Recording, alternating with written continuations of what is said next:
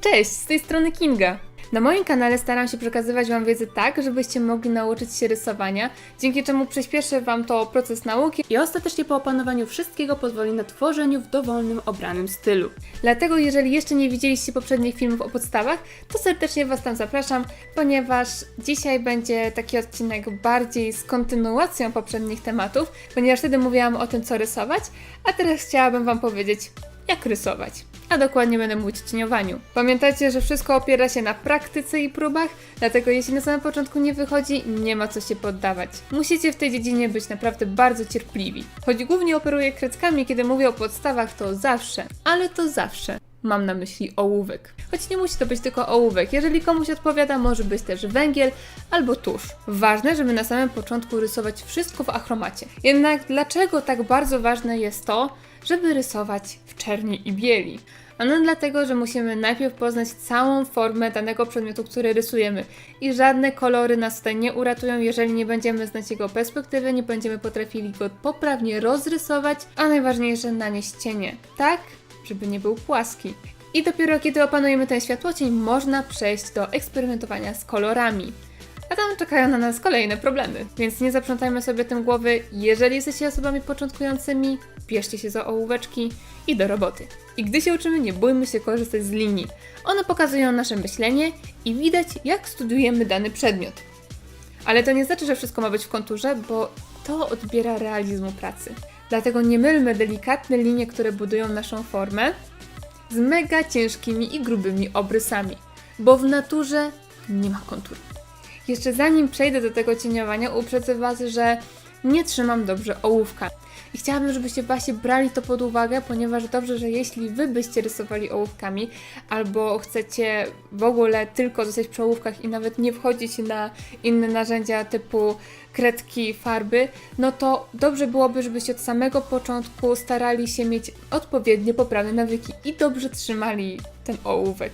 Ja ten nawyk posiadałam, ale tak naprawdę przez to, że cały czas bazuję na kredkach, teraz zajmuję się jeszcze grafiką komputerową, to ten nawyk tak naprawdę u mnie zanika, bo przy kredkach nie można rysować ręką w powietrzu, bo zwyczajnie nic bym nie narysowała sensownego. Ale o kredkach, technikach i jak powinno się też trzymać kredki, to może na oddzielny film. Tutaj mówimy o ołówkach, więc na tym się skupię. Bo jeśli w ogóle chcecie rysować, to nie powinniście trzymać ołówka tak, jakbyście pisali w zeszycie. To nie jest kartkówka. Ponieważ jeśli mamy duży format, na przykład B2, to mamy czasami bardzo duże elementy do narysowania. Czasami to jest jedna długa, ciągła linia, czasami wielkie koło, elipsa, cokolwiek. Po prostu kształt, który jest ciągły i musicie go jakoś narysować. A kiedy operujecie tylko i wyłącznie nadgarstkiem, to raczej takiej długiej linii nie zrobicie. Jesteście wtedy ograniczeni do małych formatów. Na dużym formacie powinniście umieć operować całą ręką. Kiedy już to opanujecie, naprawdę będzie Wam o wiele łatwiej cokolwiek narysować. Tak, żeby to nie było krzywe, ani nie było to rysowane linią przerywaną.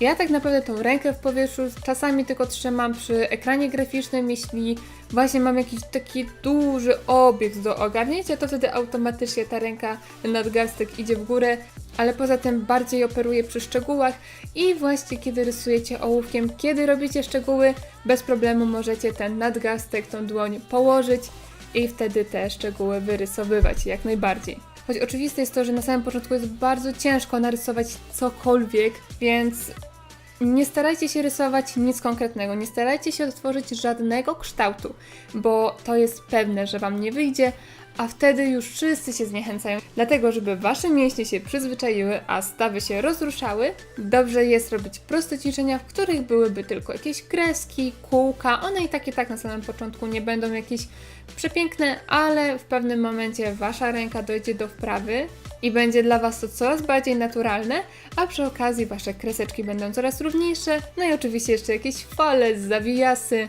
Naprawdę to jest solidny trening. I w momencie, kiedy już będziecie czuli, że to jest coraz bardziej dla Was komfortowe, możecie przejść do rysowania konkretnych kształtów.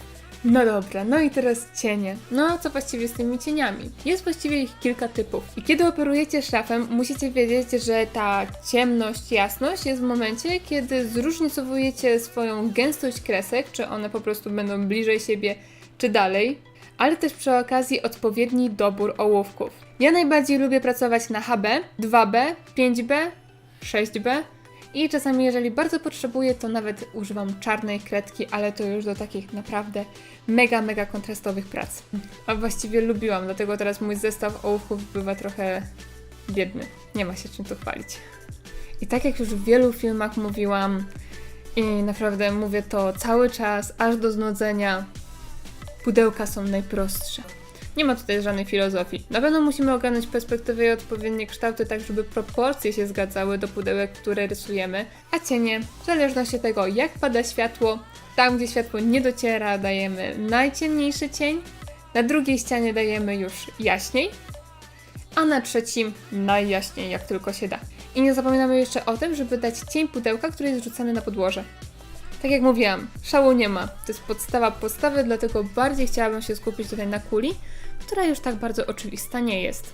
Znajdujemy źródło światła i elipsą zaznaczamy, gdzie znajdzie się nasz cień. Tutaj będzie on najciemniejszy, jednak krawędź nie jest czarna. Zaczynamy wchodzić w jaśniejsze tony. Za to cień, który rzucany jest przez kulę na podłoże, jest najciemniejszym elementem tego rysunku i można w skali szarości określić go jako 0. Krawędź znajduje się w jaśniejszej tonacji, ponieważ działa na nią odbijające się światło od powierzchni. Poznając dokładniej bryłę, można później to zauważyć w innych elementach, na przykład w twarzy.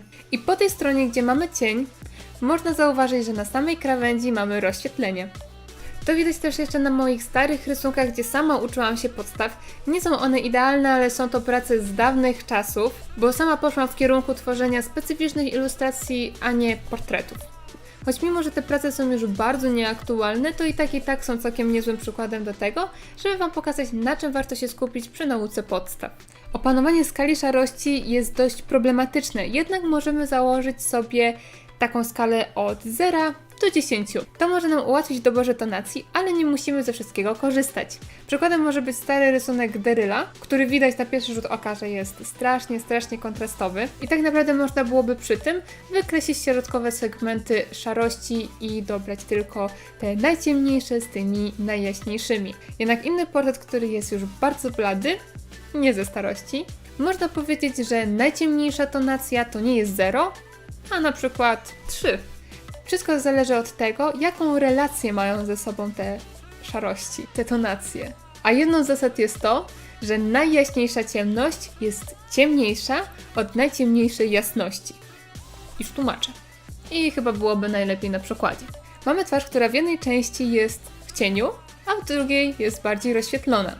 I wybieramy po tej części, gdzie jest cień, najjaśniejszy element. A potem, po stronie rozświetlonej, wybieramy sobie tą część, która naszym zdaniem wydaje się najciemniejsza. I wtedy okazuje się, że ten błysk, który wydawał się jasny, jest jednak bardzo ciemny.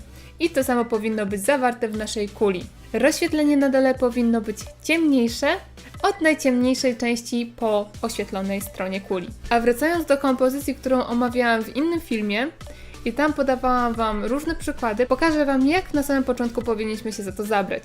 Na samym początku dobrze jest wyrysować wszystko jako bryła.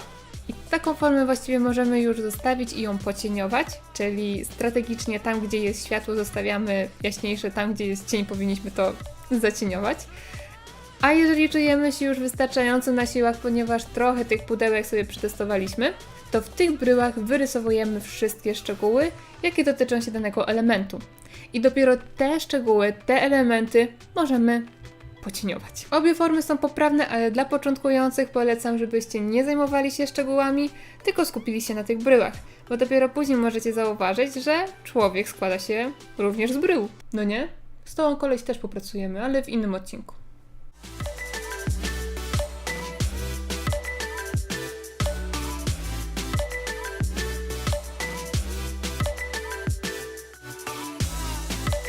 Mam nadzieję, że ten materiał Wam się podobał. Jeżeli tak, to dajcie lajka, żebym wiedziała, że chcecie więcej takich filmów. I oczywiście zasubskrybowali kanał, żeby być na bieżąco z nowymi filmami. Pamiętajcie, żeby odwiedzić nas jeszcze na innych social media i oczywiście wbijcie na Twitcha, gdzie streamujemy codziennie. To do zobaczenia do następnego filmu. Pa! Alfik zaczął pić.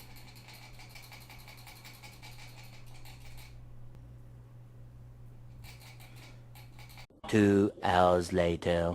Już ci się nie chce. Nie!